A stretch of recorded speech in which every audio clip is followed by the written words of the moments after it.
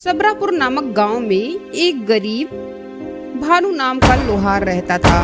वह रोज लोहे के बर्तन बनाया करता था, लेकिन कई दिनों से कोई भी गांव का आदमी उसका बनाया एक भी बर्तन लेने नहीं आ रहा था, जिसकी वजह से भानु लोहार बहुत दुखी रहता था।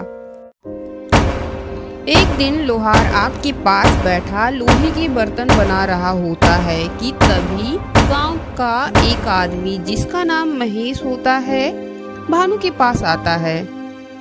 महेश: अरे हो भैया, कैसे हो भानु भाई? अरे बड़े दिन हो गए हैं भैया, गांव के बाजार की तरफ आते नहीं हो। सब ठीक तो है भैया? भानु: अरे भाई क्या बताऊं, इतनी मेहनत से लोहे के बर्तन बनाकर बाजार जाता हूँ, कोई गांव वाला खरीदता ही नहीं है।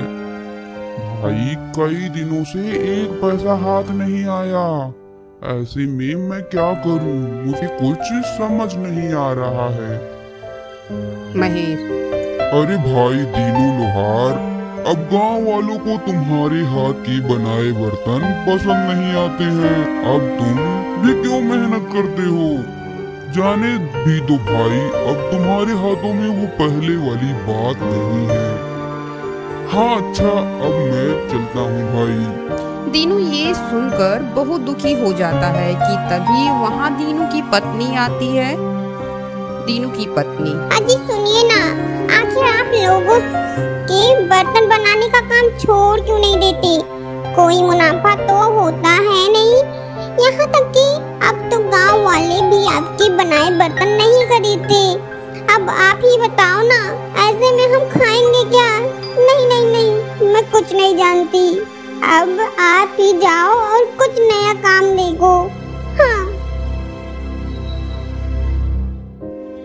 भानु: लेकिन भगवान, मुझे तो सिर्फ ये लोहे के बर्तन ही बनाने आते हैं, ऐसे में मुझे भला कोई और काम कैसे मिलेगा?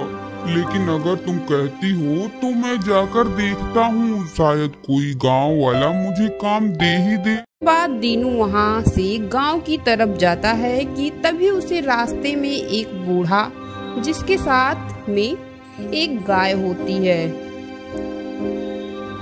बूढ़ा: अरे हो बेटा, मैं दूसरे गांव से आया हूँ, मेरे साथ मेरे 2 गाय थे, मैं इन्हें मेले से लेकर आ रहा था, तो मेरी एक गाय भागते हुए यहाँ आ गई।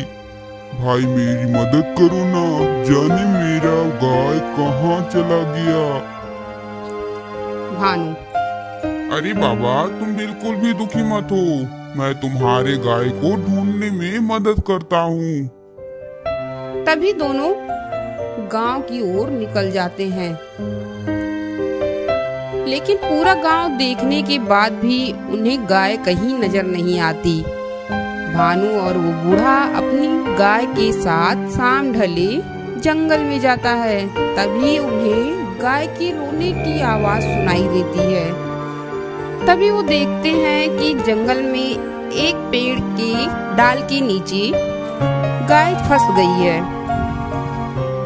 बूढ़ा: अरे भाई, ये इस पेड़ के पीछे कैसे फंस गई?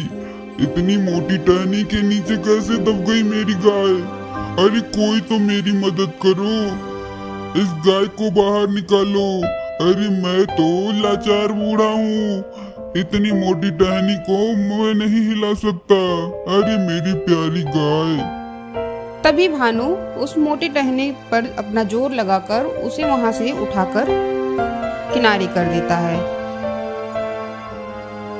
बूढ़ा: अरे भाई तुम्हारा धन्यवाद, अगर तुम न होती तो मैं बेचारा बूढ़ा कैसे अपनी गाय को बाहर निकालता। तुम बहुत ही अच्छे हो भाई, क्या मैं किसी तरह से तुम्हारी मदद कर सकता हूँ? लोहार उस बूढ़े को सारी बात बताता है। बूढ़ा: अरे बेटा, तुम्हारी समस्या का मेरे पास एक उपाय है। तभी वो बूढ़ा एक चिमटा अपनी झोली में से निकालकर लोहार को देता है। बूढ़ा, बेटा, ये कोई मामूली चिमटा नहीं है, बल्कि एक जादुई चिमटा है। इस चिमटे से तुम जो भी मांगोगे वही तुम्हें मिलेगा। भानु, हैं? क्या सच में बाबा? ये एक जादुई चिमटा है, मैं जो मांगूंगा वो मुझे मिल जाएगा।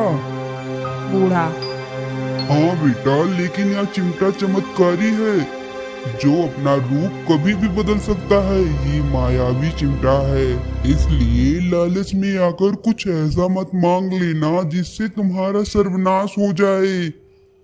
याद रखना, ये जादुई चिमटा गलत हाथों में जब जाएगा तो इसका उपयोग अपनी लालच को पूरा करने के लिए वो करेगा। तब ये स्वयं ही उसके पास से अपने स्थान पर वापस लौट आएगा। अच्छा बेटा, अब मैं चलता हूँ। जिसके बाद वह बूढ़ा वहां से चला जाता है। भानु चिमटे को लेकर अपने घर जाता है। भानु, ऐ जादुई चिमटी, तुम तो मेरी दशा जानते ही हो।